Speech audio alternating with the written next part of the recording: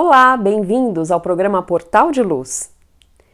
O inglês William Crookes foi um dos mais atuantes e importantes químicos do século XIX, mas para nós espíritas ele possui uma importância ainda maior.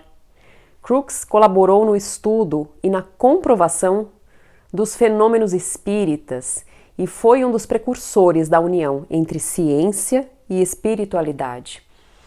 Dedicou-se com coragem às pesquisas sobre os fenômenos espíritas sem temer a opinião do meio científico.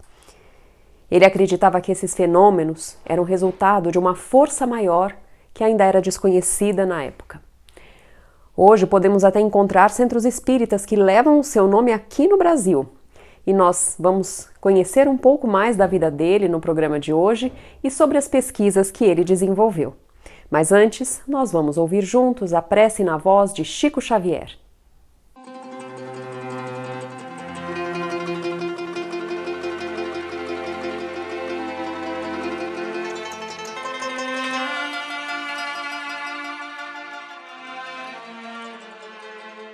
Se Jesus considerasse a si mesmo puro demais, a ponto de não tolerar o contato das fraquezas humanas, se acreditasse que tudo deve correr por conta de Deus, se nos admitisse irremediavelmente perdidos na rebeldia e na delinquência, se condicionasse o desempenho do seu apostolado ao apoio dos homens mais cultos, se aguardasse encosto dinheiroso e valimento político a fim de realizar a sua obra, ou se recuasse diante do sacrifício, de certo, não conheceríamos a luz do Evangelho que nos descerra caminho à emancipação espiritual. Se Allan Kardec superestimasse a elevada posição que lhe era devida na aristocracia da inteligência, colocando honras e títulos merecidos acima das próprias convicções, se permanecesse na expectativa da adesão de personalidades ilustres à mensagem de que se fazia portador, se esperasse cobertura financeira para atirar-se à tarefa, se avaliasse as suas dificuldades de educador com escasso tempo para esposar compromissos diferentes do magistério, ou se retrocedesse perante as calúnias e injúrias que lhe ençaram a estrada, não teríamos a codificação da doutrina espírita que complementa o Evangelho, integrando-nos na responsabilidade de viver. Refletindo em Jesus e Kardec, ficamos sem compreender a nossa inconsequência quando nos declaramos demasiadamente virtuosos, ocupados, instruídos, tímidos, incapazes ou desiludidos para atender às obrigações que nos cabem na doutrina espírita. E isso porque, se eles, o mestre e o apóstolo da renovação humana, passaram entre os homens sofrendo dilacerações e exemplificando o bem, por amor à verdade, quando nós, consciências endividadas, fugimos de aprender e servir em proveito próprio, indiscutivelmente estaremos sem perceber, sob a hipnose da obsessão oculta, carregando equilíbrio por fora e loucura por dentro.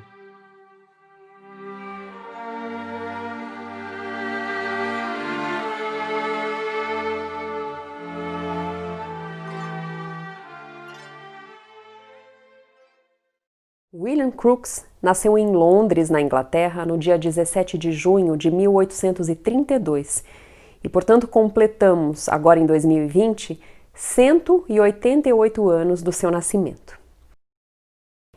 Ele teve uma trajetória gloriosa na ciência e, ao mesmo tempo, é sempre muito lembrado como sendo um dos mais corajosos pesquisadores dos fenômenos espíritas, tendo desenvolvido um trabalho muito importante na área da fenomenologia mediúnica. Dedicou-se com persistência à pesquisa sobre os fenômenos, investigou a materialização de espíritos e até o que acontece com os médios. E, por outro lado, ele também foi considerado o maior químico da história da Inglaterra até então, segundo o médico escocês e autor de grandes livros Arthur Conan Doyle. Doyle, que foi outro expoente da intelectualidade europeia e que se dobrou aos princípios e evidências da doutrina de Allan Kardec. A carreira de químico de William Crookes foi uma sucessão de conquistas. No ano de 1855, com apenas 23 anos, Crookes assumiu a cadeira de Química na Universidade de Chester. Com muito empenho e dedicação, no ano de 1861, ele descobriu os raios catódicos, que são feixes de elétrons. Esse feixe de elétrons descoberto por ele foi responsável, no futuro, por proporcionar a produção de uma luminosidade que se tornou a base do funcionamento dos primeiros monitores e telas de televisão. Podemos ter aí a ideia da importância das descobertas para o mundo contemporâneo feito por Crookes. Após estudar o espectro solar, ele também fez descobertas em 1872 que o levaram a criar o radiômetro.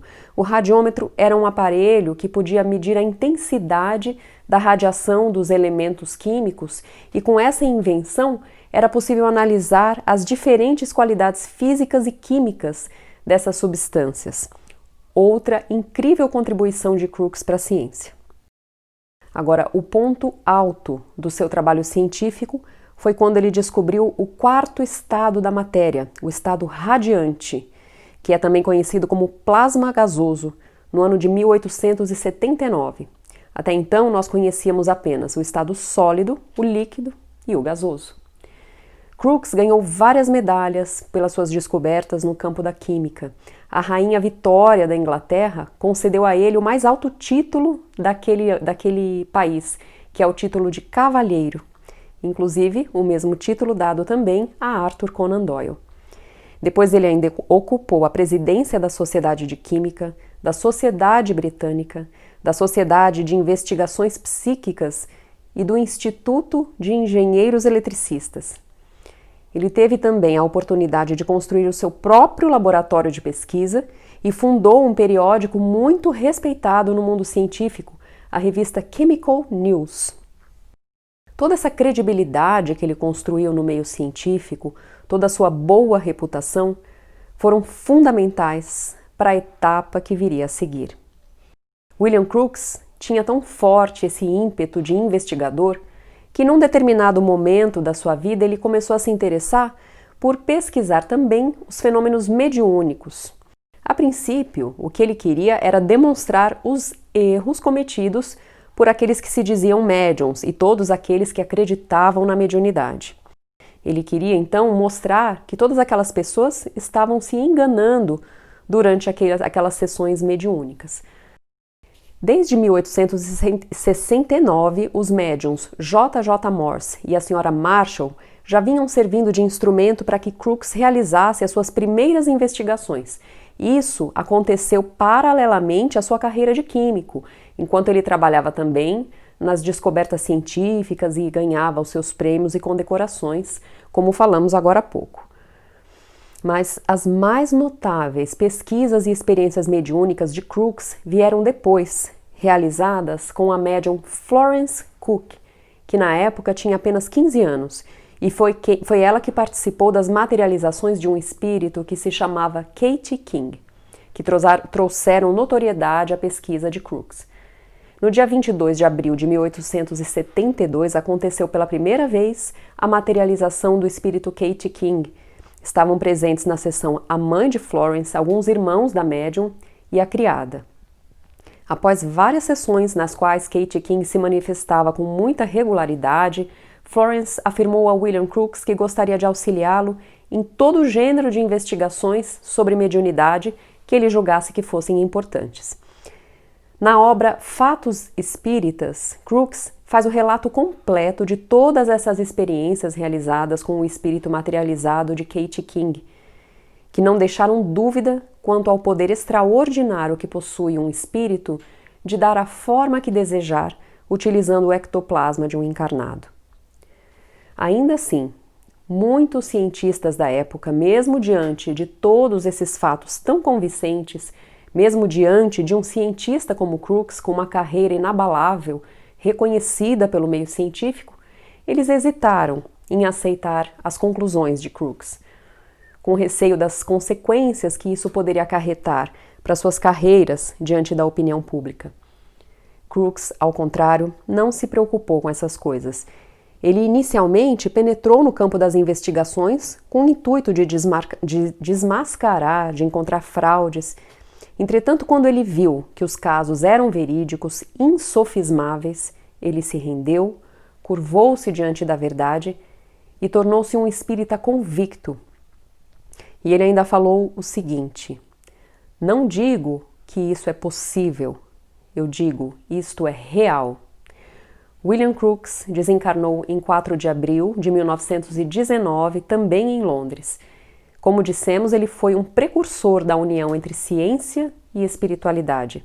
Sem a determinação de William Crookes, que entrou a fundo nas pesquisas sobre os fenômenos espíritas, especialmente se não fosse também a sua coragem de enfrentar a opinião contrária dos seus companheiros da ciência, será que nós não estaríamos alguns passos atrás na nossa jornada?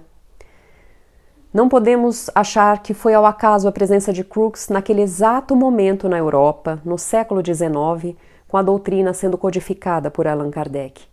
Como costumava nos lembrar a doutora Marlene Nobre, a espiritualidade não improvisa. William Crookes estava ali para cumprir com o seu papel, trazendo um embasamento sério e comprometido para o nascimento da nossa doutrina. Vamos para um breve intervalo e voltamos já. A Creche Lar do Alvorecer é uma entidade assistencial mantida pelo Grupo Espírita Caibar Schutel.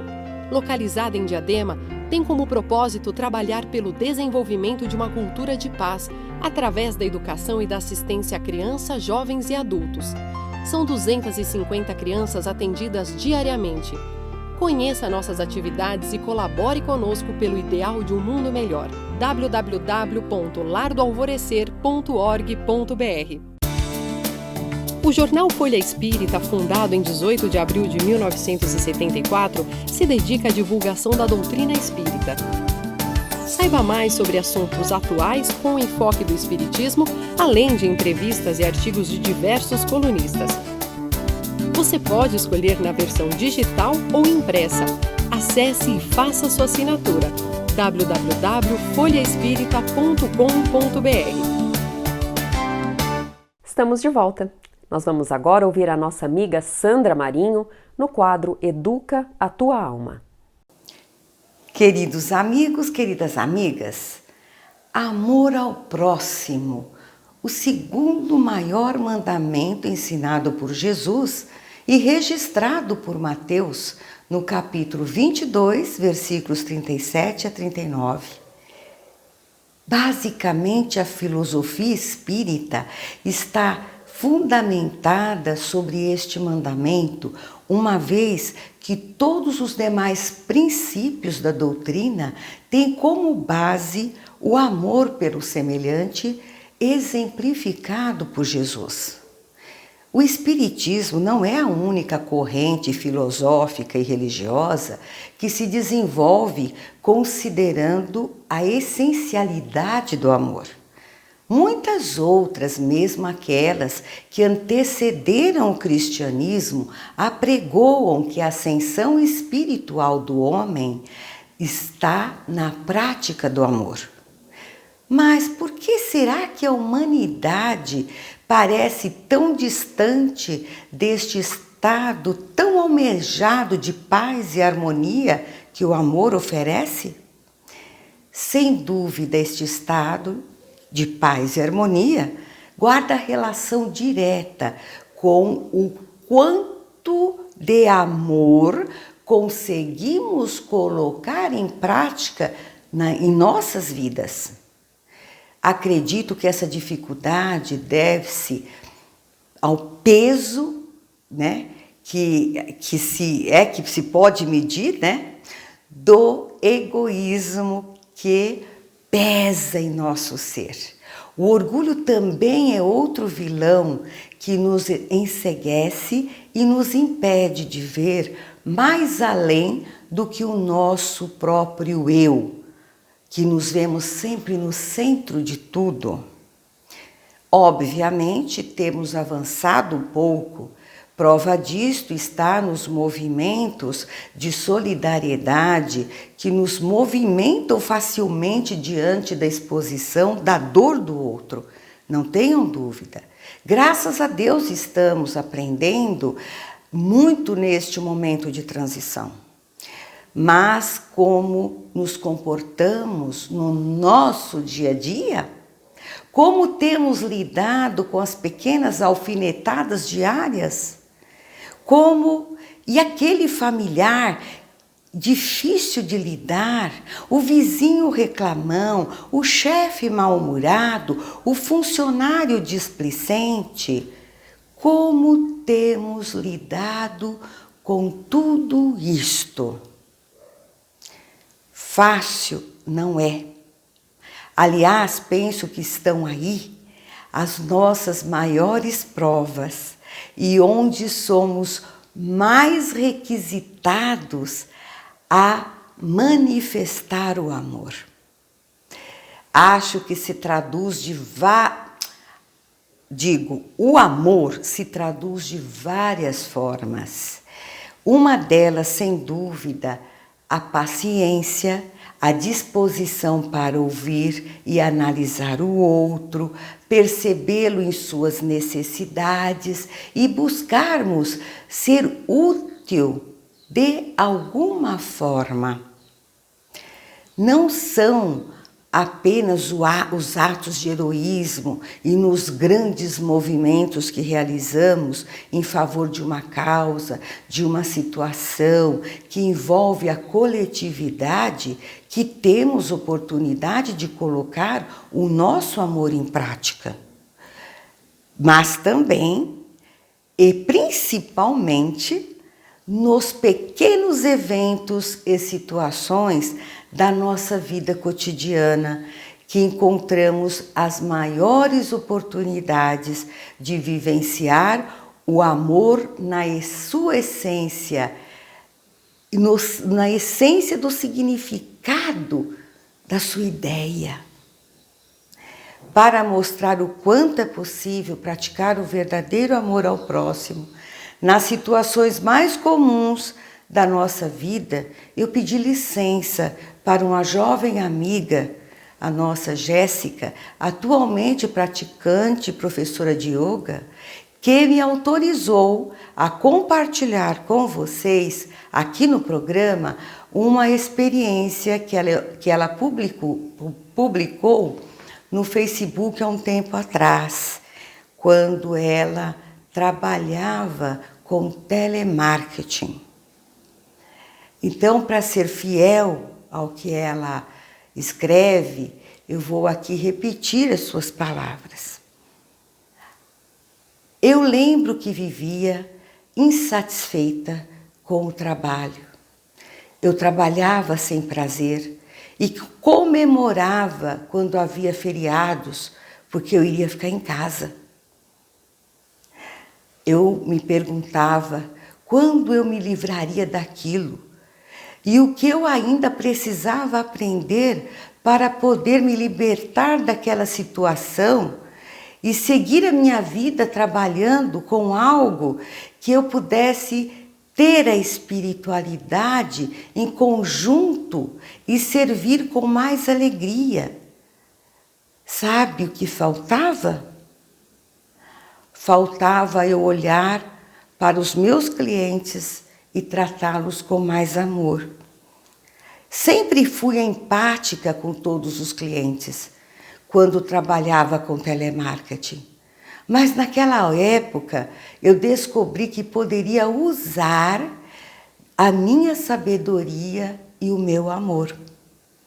Depois disso eu passei a conversar e confortar cada cliente irritado que me xingava.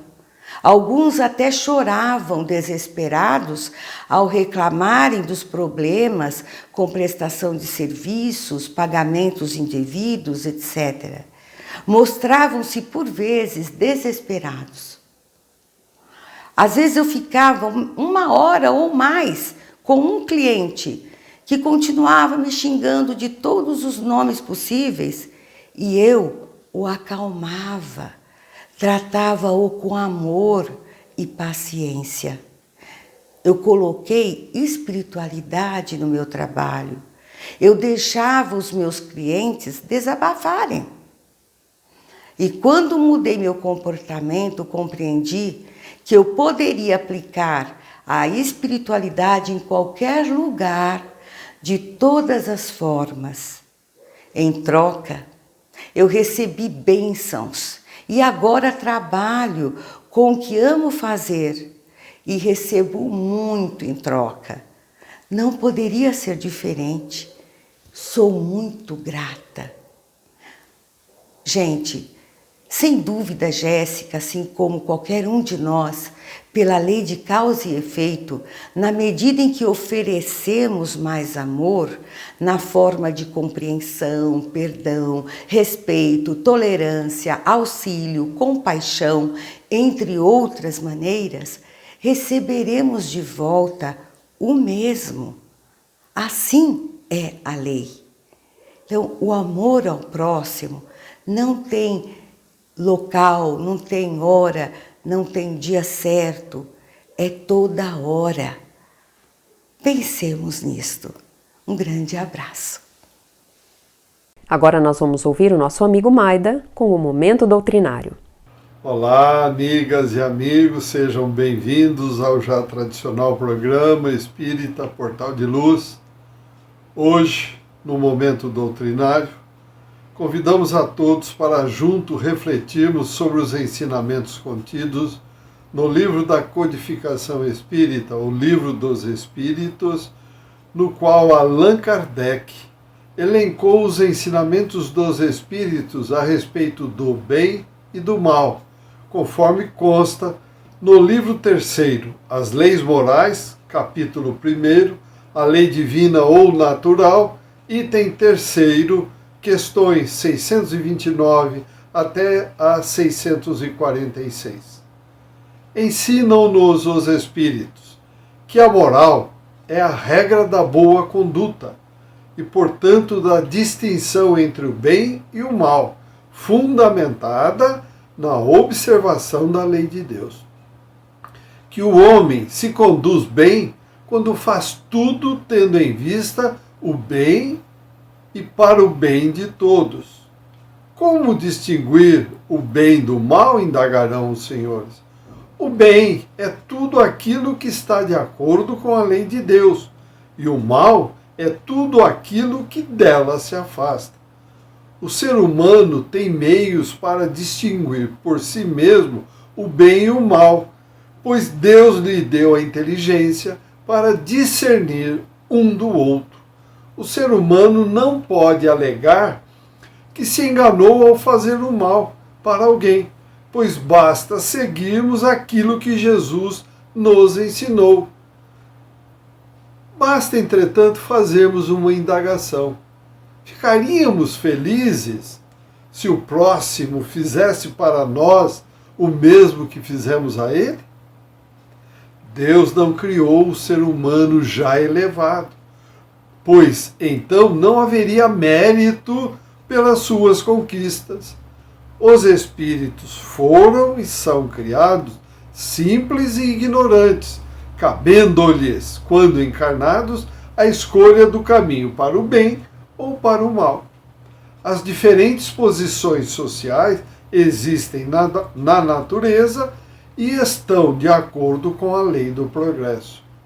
Cabe à razão distinguir as necessidades reais das necessidades fictícias ou convencionais. Sendo a lei de Deus a mesma para todos nós, a decisão de fazer o mal depende, sobretudo, da vontade que se tenha de fazê-lo. Então, o homem é tanto mais culpado quanto melhor sabe o que faz. O mal recai sempre sobre aquele que o causou, e mais, cada um sofrerá a pena não somente do mal que tenha feito, mas também do mal que houver provocado. Não é suficiente não se fazer o mal para ser agradável a Deus. É preciso fazer o bem no limite das próprias forças, pois cada um responderá por todo o mal que tiver ocorrido por causa do bem que deixou de praticar. Não há ninguém que não possa fazer o bem. Somente o egoísta não encontra jamais a ocasião de praticá-lo, pois a vida a cada dia oferece esta possibilidade, salvo se não estiver cego pelo egoísmo. Auxiliar sempre é uma obrigação de todos nós. Certas pessoas encarnadas vivem em certos meios que podem levá-las aos vícios e crimes, porém, não se deve esquecer que foi uma prova escolhida pelo Espírito no momento da reencarnação, para que, ao ser exposto a estas tentações, possa ter o mérito da resistência. Aqueles que estão nos vícios, estes são um arrastamento, mas não são irresistíveis, pois podem encontrar grandes virtudes exercendo uma boa influência sobre seus semelhantes. O mérito do bem está na dificuldade em se fazê-los. Amigas e amigos, como podemos perceber, a decisão de fazer o bem ou o mal está em nossas escolhas.